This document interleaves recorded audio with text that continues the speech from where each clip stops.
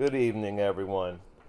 So this is sophisticated. I changed my Gmail account, which goes to all of my to YouTube and all that, to sophisticated. That was my original sort of handle going back to, I would say, 1999, back in the early days.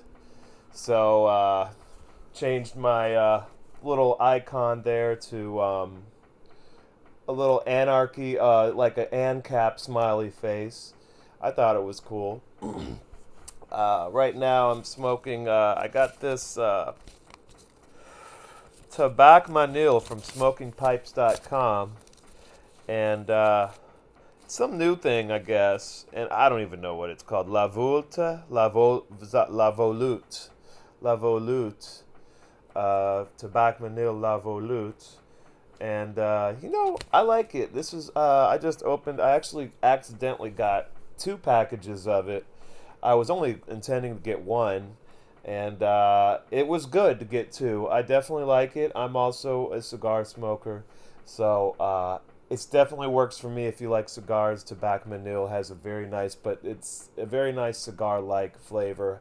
However, it is definitely also in a class of its own, and to me, it's just amazing because I'm from Germany originally. My dad was American, my mother was German, and let me move that a little bit. So I'm a what they used to call war baby, military brat. But anybody who was an enlisted, well, I can't, I guess army family life, even in the 80s and 90s, was relatively good. I have to say, um, the neighborhoods that we lived in, my dad was enlisted. He was mid-level enlisted, E6, and um, the family life and the family aspect of it was good if the parents were good. The whole overall environment was good. It was very mixed. So, racially, as you can imagine, I'll say that the military was always a step ahead of really culture in general in you know equality. That's definitely the case as far as I can tell. Of course, they weren't perfect, I'm sure. But given that, there was absolutely no whatsoever. Well, I'll take that back. In my family, with my father, who was an intelligence officer, a human intelligence collector, non commissioned officer, and he definitely, his job was essentially to travel all over the world, which he did, mostly to wars you never heard of, and to basically integrate into the culture some way, shape, or form. And he was about the furthest. He was from Opelika, Alabama. That's where his mother's side of the family was from, and his father's side of the family was from Bloomington. So there was obviously in those two families, the ones that I met, especially in Alabama, there was a fair bit of racism. Although I would say that my grandmother was one of the least racist people outside in the extended family.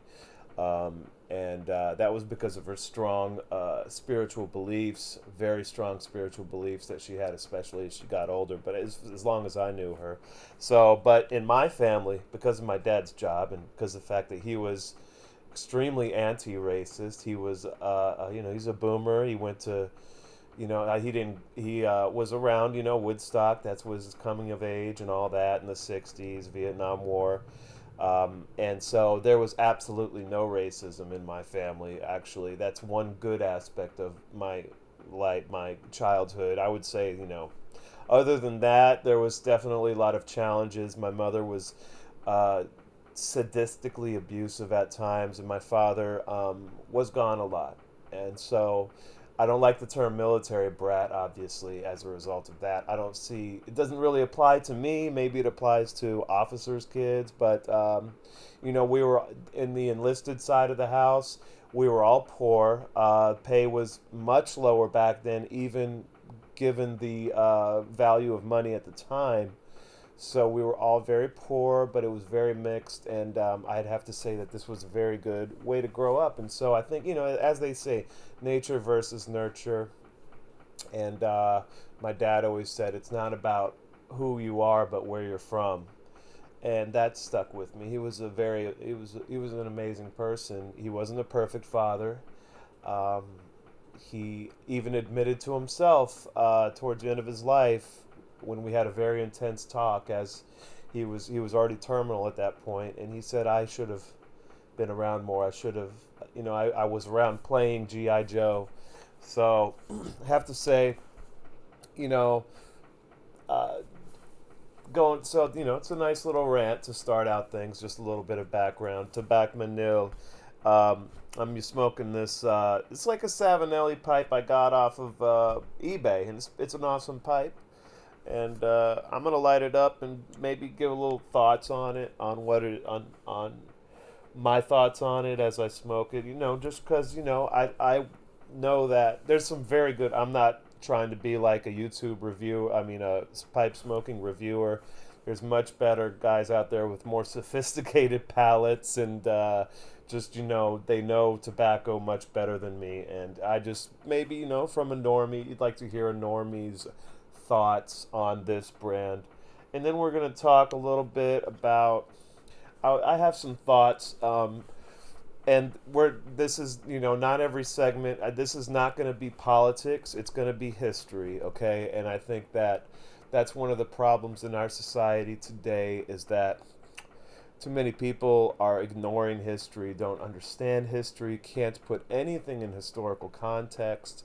And I think that's, you could say, by design, insofar as um, certainly the powers that be, whether it's government, whether it's on the corporate sector, whether it's the media, certainly they don't want uh, Americans to know certain aspects of history. But we'll get into that in a minute.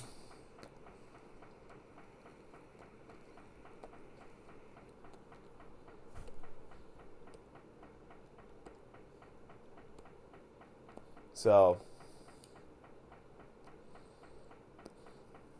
normally I prefer blends like this, burley-ish blends in a corncob pipe, believe it or not. I mean, I have quite a few corncob pipes, and certain Virginias and a lot of burleys I definitely like in the corncob pipe.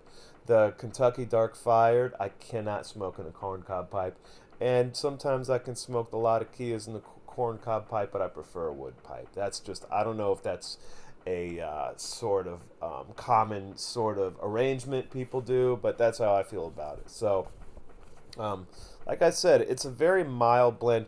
What I do like about this blend better than the other Tabac Manil blend I got, which that's La Bramuse. It's very similar uh, taste, I would say, very similar flavor to La Bramuse.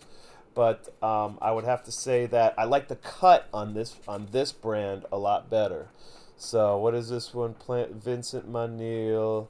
Is it? It's called La Volute, I think, is the name of it. And having lived in Europe, to me, it's just amazing to me. Having lived in Germany for approximately 8 years, it's just amazing to me that the that tobacco could grow in such a place as the Ardennes, of all places. But truth be told, in the valleys, and this is how it is, especially in Germany as well, your climate changes dramatically um, through elevation. So you can be in a blizzard on the top of a hill and go down to the valley in Western Europe, in Western Germany, where I last lived, in the Saar River Valley. Beautiful place. Um, Down there, it was relatively one of the warmest parts of Germany, first of all. But when it snowed, it only snowed on the hills, but it snowed hard and it was much colder. And then you go down into the valleys and it's just dreary. And that's, dreariness is one. I can't call it a problem I have with Germany, but definitely it's a downside. One of the downsides to Germany. I have others. And, like I said in the last video, I am very proud of my heritage. I have a very mixed heritage. On the German side, my mother's side, um, there was a lot of Eastern European. There was a lot of Central Asian. There was, quite a bit of mixture. And on the American side, there was also quite a bit of mixture with, American Indians and mulattoes. And, so we had a very mixed heritage. I'm probably I might be 1/16th Lumpy Indian tribe. That's a very interesting tribe, although I have to do more research. This is just based off of rumors I heard as a child through the older generation. Now they're all gone now, but that was their take on it. We had one. My great grandfather was supposedly a Lumpy Indian. So I think that's really cool. I think Native Americans, their culture just is amazing. Um, you know, uh, it, it's a shame that the United States treated them so poorly for so long. It really is. And there are a lot of treaties that the United States made with Indian tribes that were flat out not fulfilled. And Robert Barnes was one that said, the Native Americans probably have the strongest case for reparations of any minority group. And I think that also African Americans have a case for reparations. I would rather than our money being spent blowing up children in the Middle East or giving money to corrupt governments all over the world.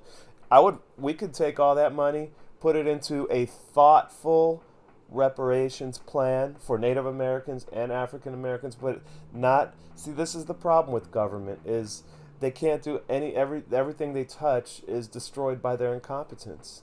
So I wouldn't be against it if in a perfect world such a thing could work, but in our world with government generally speaking, they can't do anything right at all. So um,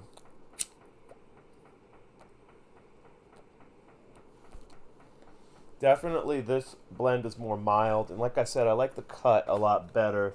I don't really want to get up right now and get the bag, but the cut is better. The other cut, La Blamouze, the cut was very fine, and it was drier too. And this one isn't as dry. I think La Blamouze was maybe a bit too dry for me, and this one's not nearly as dry. It packs a lot better. It smokes a lot better, in my opinion. Not that La Blamouze smoked bad, but this one smokes better.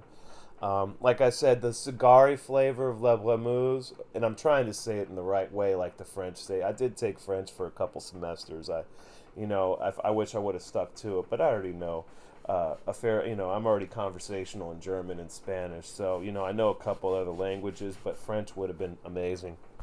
Um, but yeah, so I think that it's staying lit. I haven't got my rhythm going yet. And overall, I like it better than Le Beaumousse. I'm just going to say it the American way. Le Bremousse. Le Bremousse. Let's just call it Bremousse because, the French R is, to me, pretty difficult. You got to get used to it, I guess. Um, so I was listening to, I do a lot of, I dabble in investing, just buy and hold stocks and occasional options, and just do Robinhood. I mean, that's what I do. I just do Robinhood, and I have my bank J.P. Morgan Chase one also, because that one's going to give you a bigger variety of stocks. I can't really like Robinhood really isn't all that great. Most people use Fidelity. Robinhood is kind of fallen behind the curve a little bit, in terms of competitiveness. Very much more limited selection of stocks. And I was watching a very good. I really like this channel, Real Vision Finance. It's very neutral, and these guys like Ed Harrison, Raoul Pal is amazing. Ed Harrison is I like Ed Harrison a lot. I think he's very nice and concise, and he explains things very nicely. I was listening to this show. I also listened to a fair bit of Peter Schiff. Well, I shouldn't say a fair bit. I listened to every episode he puts out on YouTube. I always liked Peter Schiff, although his fundamentals are good as far as predicting the markets. He's average to a little bit above average as far as playing the trading game, but he's not in it for trading. He has a whole different outlook. And I definitely believe in the value of gold and silver, and I definitely am not sold in Bitcoin, even though I bought a little bit at one time, and I still have it, and it's appreciated, still way up from when I bought it. I bought it earlier last year, right after it went down a fair bit, and I bought some just less than one Bitcoin. But it was a fractional Bitcoin, but and Ethereum, but it's gone up. Probably 300%. I don't know, more. Oh, what? Well, way more. It's gone up maybe 500%. So, um, you know, I was watching that show, Real Vision Daily Briefing, which I'm getting in the habit of catching every day. It's good. Just I want to get as much information. I love macro. I love macro, and I love I enjoy and the game of predicting commodities through buying ETFs, and I've done good at that actually. Although perhaps I bought a little bit too much gold because I listened to too much Peter Schiff, but the gold will come back up. It's just I think right now to me it seems that gold is at its floor, and it's not going to go down much further than 1800. I don't see it getting to 1700. Watch it go to 1700. Like, watch it drop down into 1700 tomorrow now. But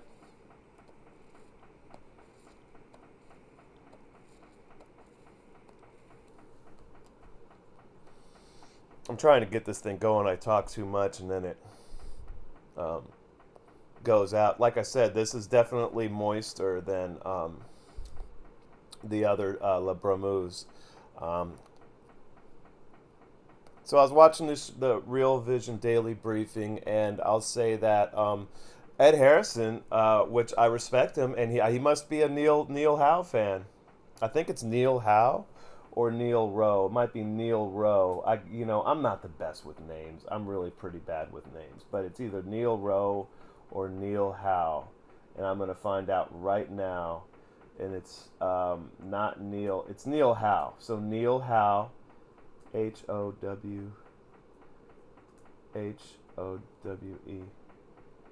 Neil Howe. Yes, definitely Neil Howe. Okay, great. So he talks in today's briefing. They're commenting on the Wall Street Bets subreddit, which is doing a lot of I would say spectacular work. Trying to hit these hedge funds, or at least a couple hedge funds. One of them was Melvin Capital, trying to hit them where it hurts, and it's an inspiring moment, and they're making money in the process. And I can't say enough. Yeah, at first I wouldn't put it past them. Let's do prediction time real quick. I'll try and make a prediction every time I get on here.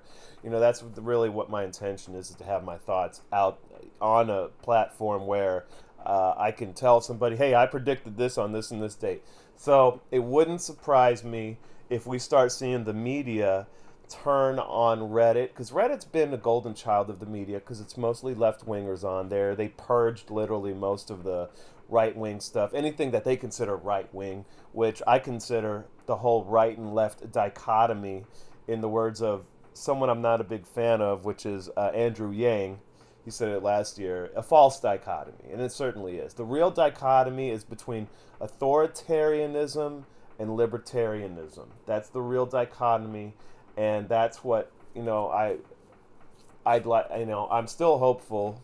Perhaps I'm a hopeless optimist, but I'm still hopeful that people will wake up to this. And you see it a little bit with what happened in the markets with the short squeezes and all that, and how it was a community-based action, and people on the right and left are uniformly praising this, the right and left populists, And this is where we need to go to win the game.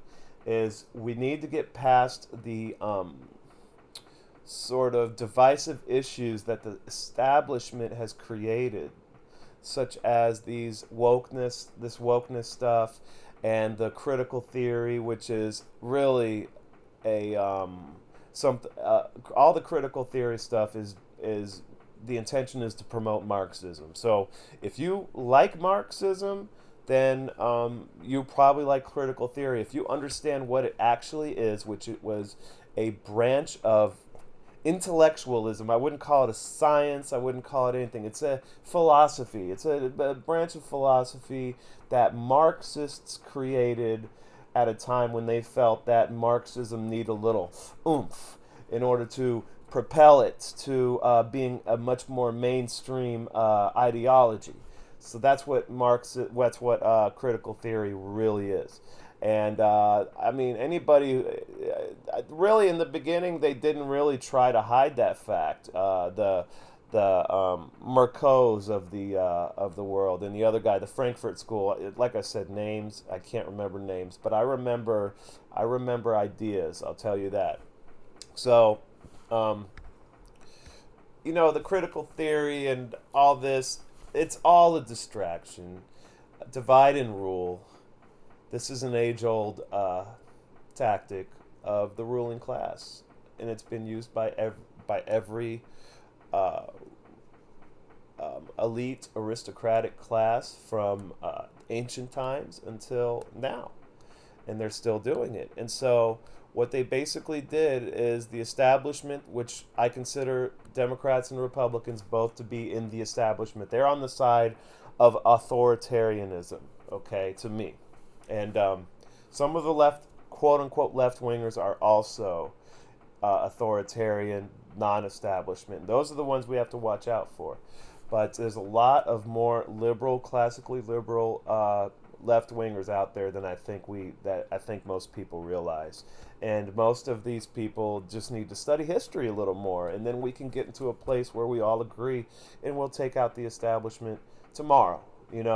And so that's what they bring up all this these divisive issues, and it's merely, to me, a way to distract the people who hate the establishment, which there are lots of, and to keep them fighting amongst each other. Divide and rule. It's been used, and this is where Ed Harrison was talking about Neil Howe and the fourth turning, and how he was kind of being a little hyperbolic, I think, but he was saying essentially that this seems like the fourth turning to me.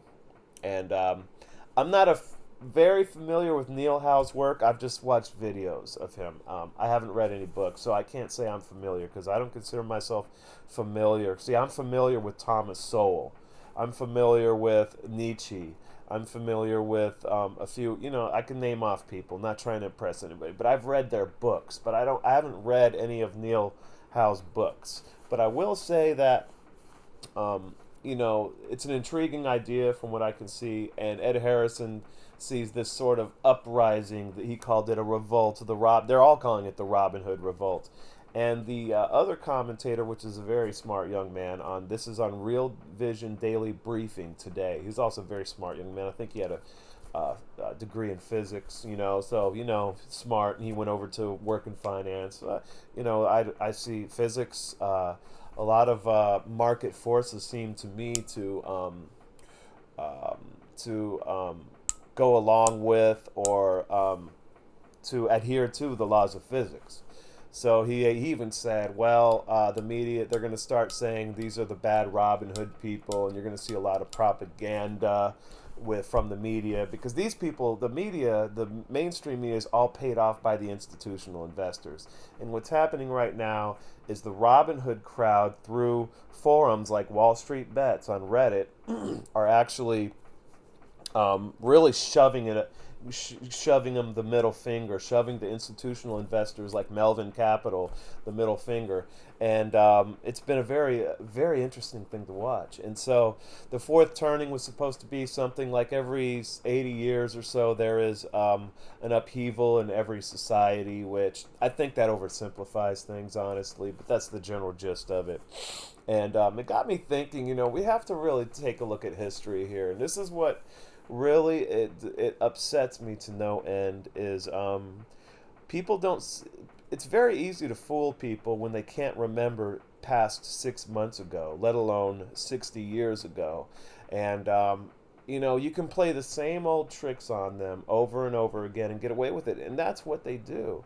And if you look at the education system and the way the federal government has essentially commandeered the educational system, um, I'm not a conspiracy theorist. I consider myself a realist. I consider myself a historian, an amateur historian, but a historian nonetheless. And to me, I've seen this story play out in history many, many times, and it's just different year, different technology, different people, but the same thing. And that's because people haven't changed the underlying motivations of people, the underlying instincts of people have not changed I've read since ancient times, as far as I can tell, since as far back as we've been writing and documenting history. I don't see much difference in how people behave at a fundamental level. And people are human beings are animals, and we adhere to the laws of nature, and you know survival instincts kick in, and people have. I mean, if you look at um, one of the most enlightening books I ever read was well, there's a couple, like some of the Greek stuff from back, Socrates, Sophocles, Aristotle, Herodotus. Some This stuff was so enlightening because if you really dig into it pretty good, and you get good translations, by the way, and you dig into it, you really see that the way the way societies functioned in ancient times was almost exactly the same at a basic fundamental level. The basic fundamental building blocks of what made a society and what made it do what it did are actually the same today. There's no difference. The only thing that's changed is the technology, the time, and the place, but the behavior hasn't changed. Our DNA hasn't changed. The world has not changed. I mean, we're talking in the grand scheme of things, short time scales. So if we look at nowadays, and you have the 24-hour news cycle, which the advent of that was in the 80s. And I'll tell you, the media, you got to understand, the media was always from its inception, when we have a news press, a news media. You're talking English Civil War. You're talking 16 to 17, right around when the printing press was invented. In short order, there were essentially newspapers. They were called different things, pamphlets and whatnot. And these were some were owned privately, some were owned by the government. Which back then would be a sort of Renaissance style kingdom with elements of feudalism, but really moving to more of what we have today. But so many were privately owned, and you had privately run newspapers. And from the beginning, they were full of propaganda, full of lies, and they were a business then, and they are a business now. And if you look at how the press conducted itself and how, what was being printed, a lot of really garbage news, and it was obviously intended to, like, for newspapers to go after people. They did it all the time, because the owner of the newspaper might have been in competition with that person in another business. This has happened over and over in history, And essentially, the same sort of thing happens today, where you have sponsors that are sponsoring a news organization, or the owner of the news organization could be somebody with multiple other businesses, like Jeff Bezos, for example, and they will use those newspapers to slander their competitors. This is happening right now with what's going on with the internet censorship. They didn't get rid of Parler because it was for whatever reason they say it was strictly because all of these Amazon and all of these super rich people, Jeff Bezos, they're all in. Look, they have overlapping interests. Okay, let's put it that way. And they do hang out in the same circles with each other, and they do, they do have an oligopoly. Okay, and they coordinate things, and this is the internet censorship is strictly about destroying the competition. They want to own the entire media. They understand how powerful that is, so they want to control all information. This is what's going on. Not because for so much for sinister reasons, more of it is just power and control. This is a basic human instinct. Okay, everybody gets corrupted by power, and the money, of course, is also very important. Wealth, everybody gets corrupted by it, and so there's no angels out there in that respect. So we're seeing the same thing. This has happened. For example, one of my favorite stories is Benjamin Franklin went after a guy who was a competitor because Benjamin Franklin was a printer or news. He owned the Philadelphia Gazette, and he went after one of his competitors and literally destroyed the guy's reputation so bad that at the time, you have to figure this is the mid 1700s, late 1700s, between the mid and late. At the time, a lot of people believed that this guy who Ben Franklin was defaming had a child that was actually a demon, and people actually believed this, and because there were people back then who were as gullible as people are now that believed this shit. And he did it also so he can put the guy out of business so he can monopolize that business. And the business was the Farmer's Almanac. He wanted to take, the other guy was publishing a Farmer's Almanac, and he wanted to be the guy. Ben Franklin wanted to be the guy because he was a real bastard. Ben Franklin wanted to be the guy that did the Farmer's Almanac. If you want to know more about Ben Franklin, he was a real piece of work, okay? You got to read more about this guy. But this has always been the case with the media, and it's no different now. And if more people understood that, we'd be in a better place right now. And what happened was people in the baby boomer generation and some of the Gen Xers grew up in an era, or were coming up in an era, when the media was a lot more neutral. And Matt Taibbi does a very good expose on this on YouTube. It's called Hate Inc. So just Google Hate Inc. Matt Taibbi, and he knows the news. He knows the news media business. His dad was in it, and he's been in it. And he talks about how the media evolved from being in a place where the media would attempt to be as neutral as possible in their coverage, as boring as possible, as dry as possible. It was supposed to draw the largest audience because they didn't want to specialize. They didn't want to tick certain people, certain parts of the market off and drive them off. So the news media, it was all a calculated business decision. It had nothing to do with ethics or morals. It was all about, well, we want the biggest market, so we're going to be very neutral with our political bias, and therefore more people are going to watch. And that was the model for 30, 40 years, up until about the 1980s. And it worked. But then you had people like Fox News come up, and before you start hitting at me for pointing out Fox News first, CNN comes at exactly around the same time. So they start changing the way they cover news, and their idea was, well, we're going to target liberals, and then Fox was like, we're going to target conservatives, and we're going to get more of so much. We're going to try and just lock in that group and get a more, get just as big of an audience, maybe a little smaller, but they're more consistent in their viewership. So Fox News and CNN both had Matt Taibbi in his video points out Fox News first, but CNN uh, changed their, for example, Crossfire. They got Pat Buchanan got axed out of Crossfire in the mid '80s, I think. So you know,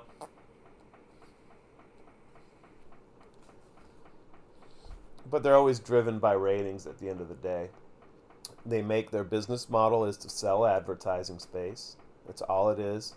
That's where they get 70% of their money or so, on average, I think. 70% of their revenue comes from advertising. Now, obviously, they're not going to say anything that would upset their sponsors for whatever reason. And let's look at who their sponsors are: oil companies, weapons manufacturers. Just remember Raytheon. Like, you'll see the advertisements for them all over the place, even on Twitter, for example. Oil companies and investment banks. All these investment banks, and pharmaceutical companies. Okay, think of who their sponsors are, and think of the fact that they get most of their money from those sponsors, and I'm talking about all of the mainstream media. So they're going to be beholden first and foremost, not to uh, ethics, um, not to their own ideology. I got my fingers got black on it from pressing down on this. They're going to be beholden to their sponsors because that's where the money's coming from. They get also money from subscribers, and they get money from a few different other areas, but most of it is from um, advertisers. With the internet as it is, how it's changed the game, subscribers have become less and less important for the big guys. You have to think also, and this has always been the case. Well, I mean, that's always been the case. In the United States, this has always been the case because of a little thing called the First Amendment and just the tradition of how the press was held to be a little on the sacred side in the beginning, because of the role it played in, galvanizing support for the Revolutionary War. But you got to understand, these pamphlets on both sides in these newspapers, like, let's take the Revolutionary War, for example. On both sides, first of all, if you're a privately run organization under the colonial government, the Second Continental Congress era, and you're a privately run newspaper at the time, there was probably only a couple of them, and you can only either be on the side of the Americans or the British. You couldn't be neutral in that, right? So both sides all the newspapers, first of all, there was no being true or false, didn't matter. It was just, if it bleeds, it leads. Let's sell pamphlets. The more, they could sell just as many if they can sell more pamphlets by telling lies, okay, about the other side, then they would do it. And there was nothing, that's just the way it worked. And if you look at newspapers in Europe that came around the same time and a little bit before in the English Civil War, it was all garbage, and very little. I mean, there was a lot of garbage in those newspapers, just pure propaganda, okay. And some people at the time, probably more. I don't know. It seems like this hasn't changed much either. What else hasn't changed is that back then, some people believed whatever they read in their chosen newspaper, and they had much less in terms of choices. They decided they believed it, and but a lot of people even back then understood what the press was. It was a business, okay, and that there's no higher or sort of ideal that they really have to adhere to. And the same is true today. They are just a business. They do not. They're under very little obligation legally. Okay, which is what's important. What's legal and what's not is what's important. They are under very little obligation to tell the truth legally. Okay, there's defamation, yes, and there's slander, yes, but you have New York Times v. Sullivan, which pretty much made it almost impossible to really, it made it much harder, I should say, to sue a newspaper or a news anything related to quote unquote the press as as defamation. It made it very difficult. So they've been essentially given a free a blank check to slander whoever they want, and they do. And there are so many organizations out there like Right Wing Watch and others, and they pretend to be on a certain from a certain political ideology, but really they are hitmen, and they're being driven to do what they do out of sheer greed to appease their sponsors and whoever's funding them.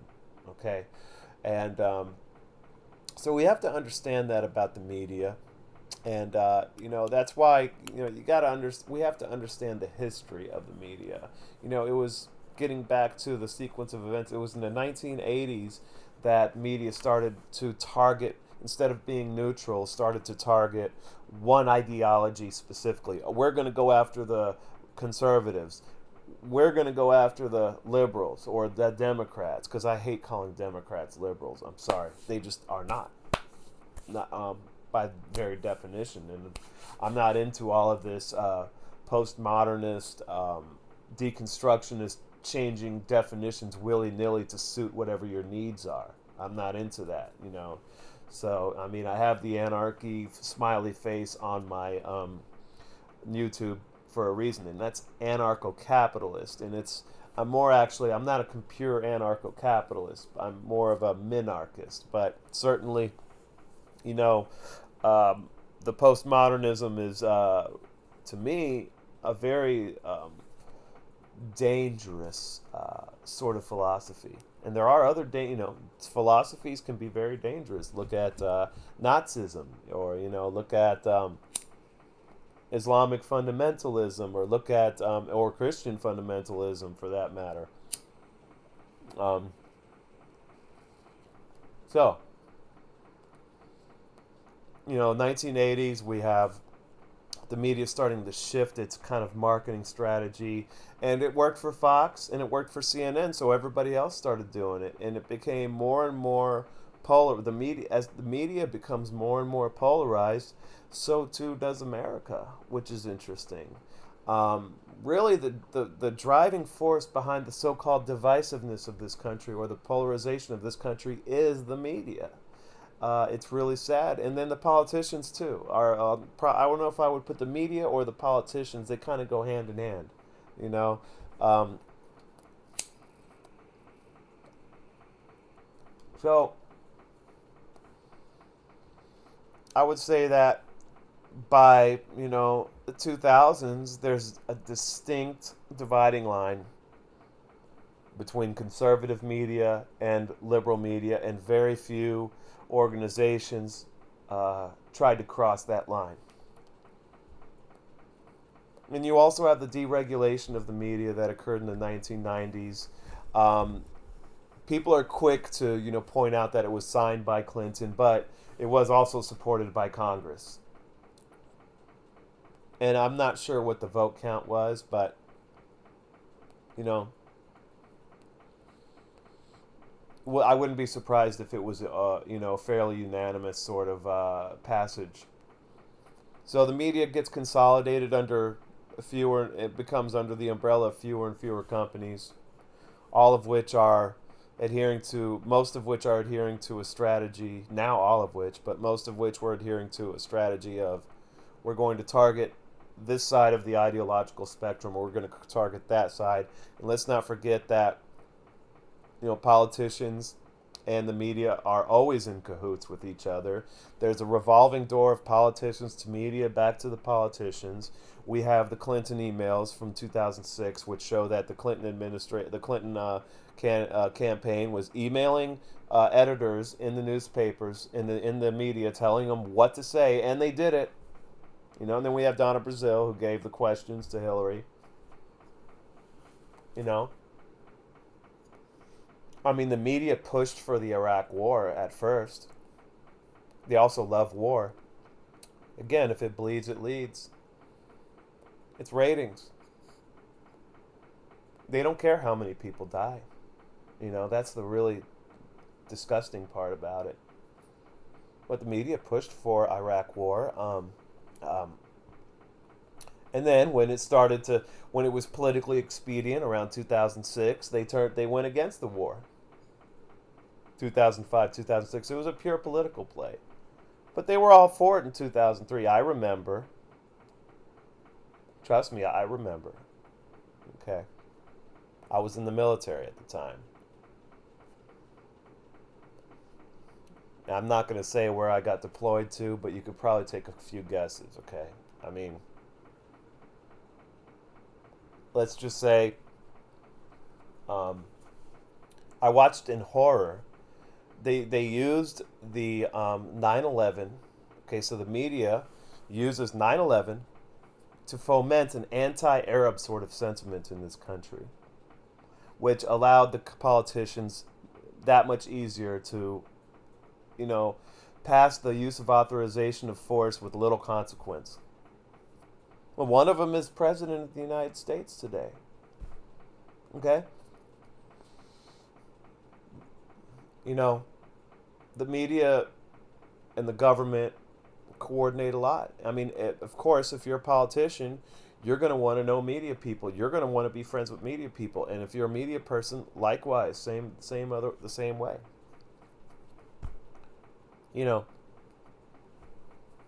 I just think that if people step back, tried to drown out the noise a little bit, because there's a lot of noise, and they do that intentionally. The 24-hour news cycle changed things as well, because it made it so that people would lose track of what was going on. I'm not saying that was by design, but that was a consequence of it, and I'm sure they're fairly happy with that consequence. People couldn't tell you what happened 6 months ago, 3 months ago, major stuff, and they couldn't tell you. Okay, but boy, could they tell you about a quote insurrection that they were programmed to believe was an insurrection, So, they go hand in hand. People really need to wake up. And as far as fourth turning and all this, well, I think the fourth turning sort of paradigm is a bit overly simplistic. But Neil Howe, I love him. He's from what I've seen. I mean, I need to read more of his work.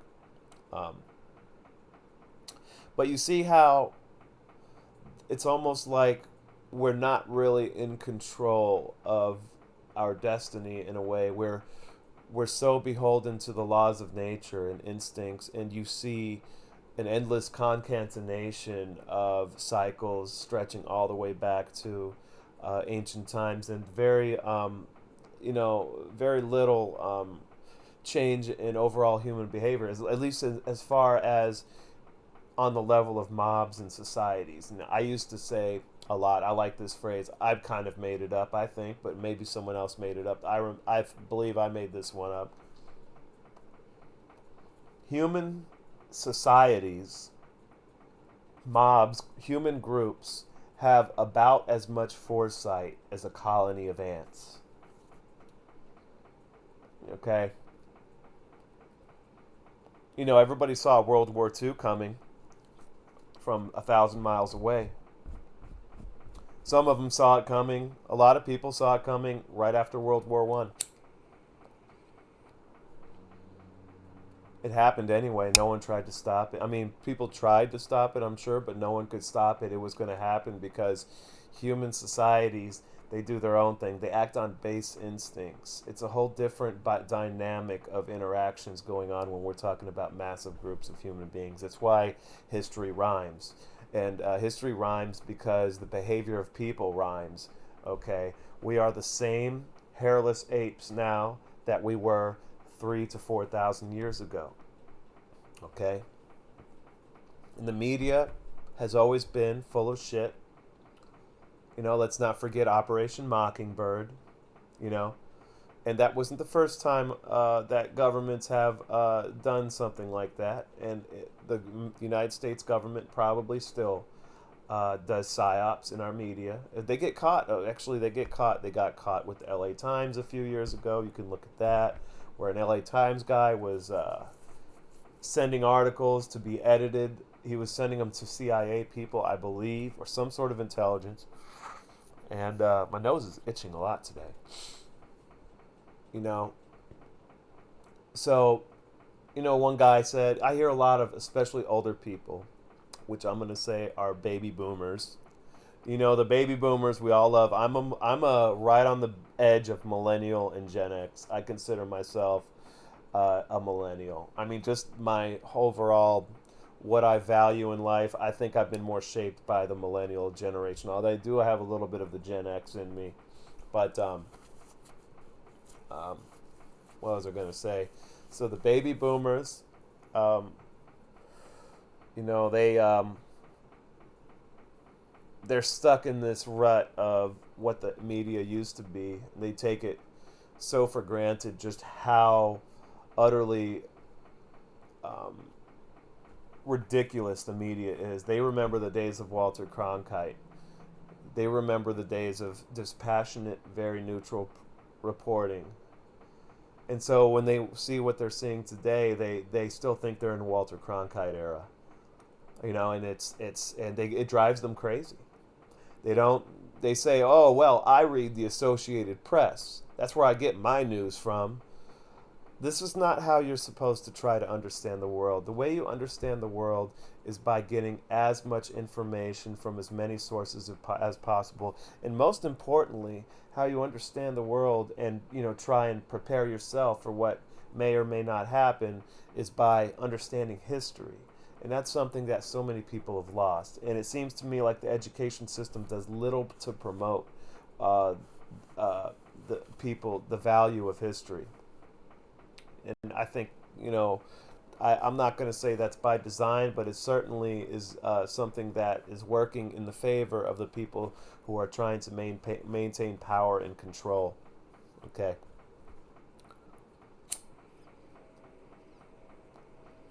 So, you know, that's my thoughts on the fourth turning and what's going on. We do live in tumultuous times. It is a lot like the 60s. It seems to me a lot like the 60s and the late 60s. And you still have the stupid communists that don't know exactly, even they have no clue what communism actually is. They call people fascists when they don't even know what fascism is. As a matter of fact, usually they're closer to being fascists than the people they're calling fascists. And this has not changed. We've always had this. We had it in the 20s in Weimar Germany. We had it in the 60s, and we have it now. But you want to understand these things because if you want to make smart decisions, for example, investing decisions, it helps to understand history. And overall life decisions, maybe you want to move because you think things are going to get bad in the cities. Maybe you want to save more for retirement because you don't think Social Security is going to, pan out.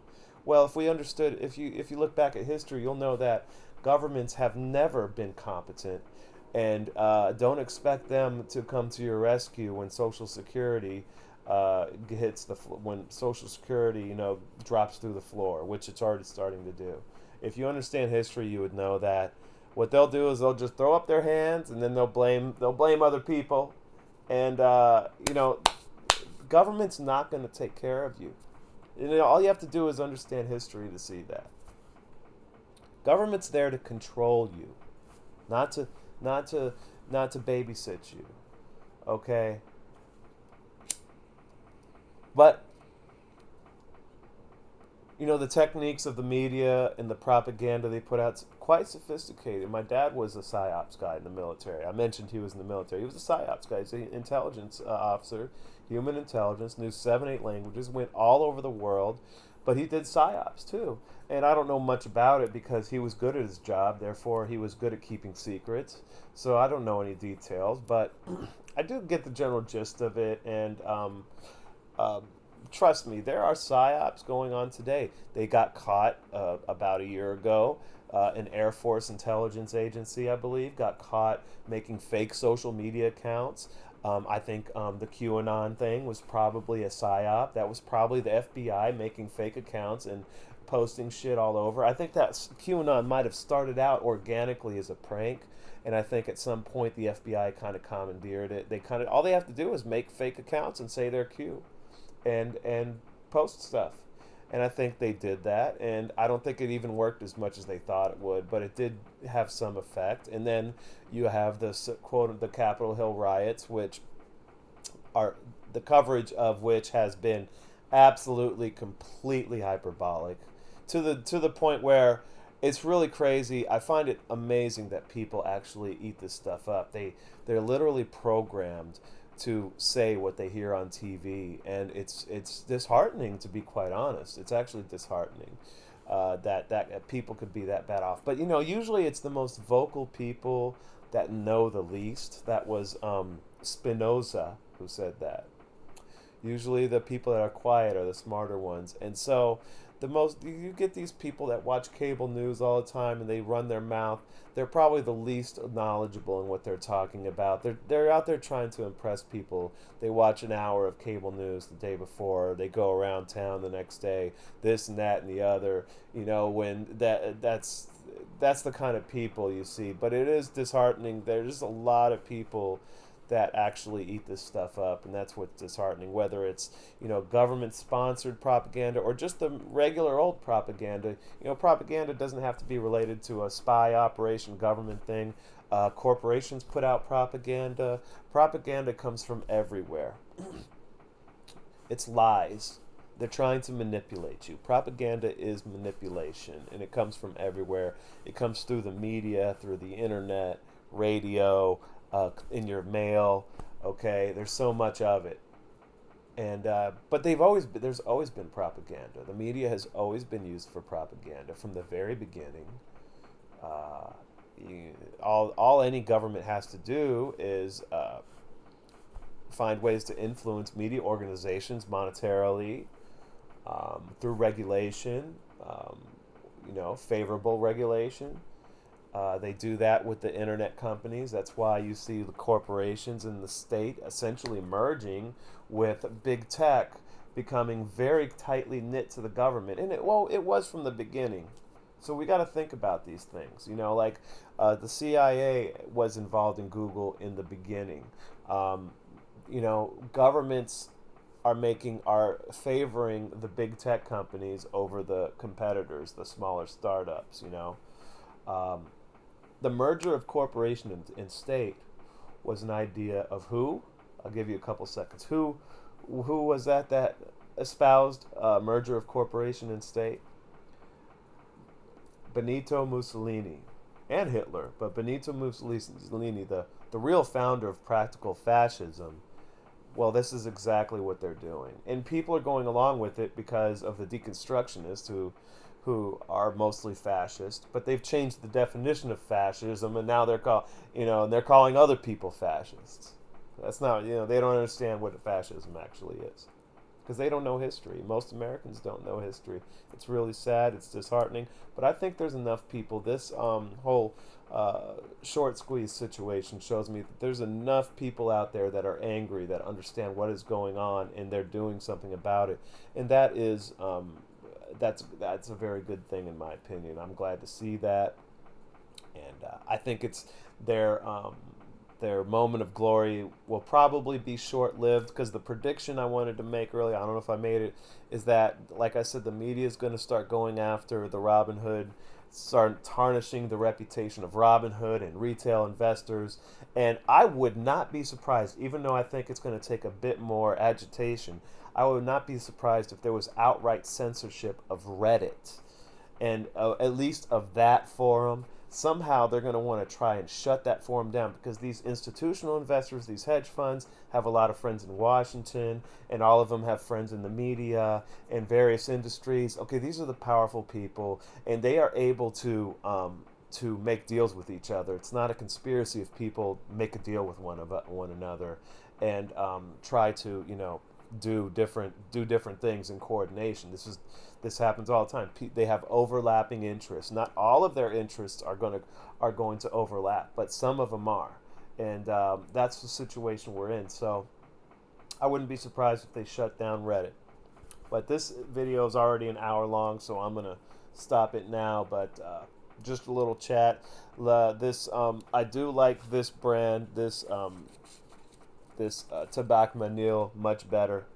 Uh, I'd say much better than the other one. Although the other one was good. La Bramuse is good, but this one is much. I like this one a lot better. I'll be buying more of it, and I try to try every tobacco I can.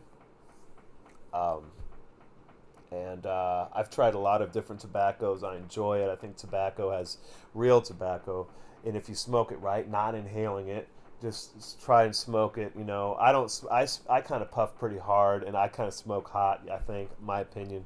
But if you smoke it normally or decently normally, then it'll. The pipe tobacco, just real tobacco, has there's such a great variety of flavors. It's really quite amazing. It's almost like wine, or of course cigars, similar thing. But yeah, that's it. So just some thoughts on what's going on, and maybe next time I'll talk a little economy, or what I think is going to happen to the markets, because I have a lot of thoughts on that. But I'm not a pro. I consider myself a pro at history. I value history a lot. I've studied history, but I don't consider myself a pro at all in markets and macro investing, just the whole finance thing. I'm not. But maybe next time we'll talk about what I think about that, and I'll have a different tobacco to smoke. So have a good night.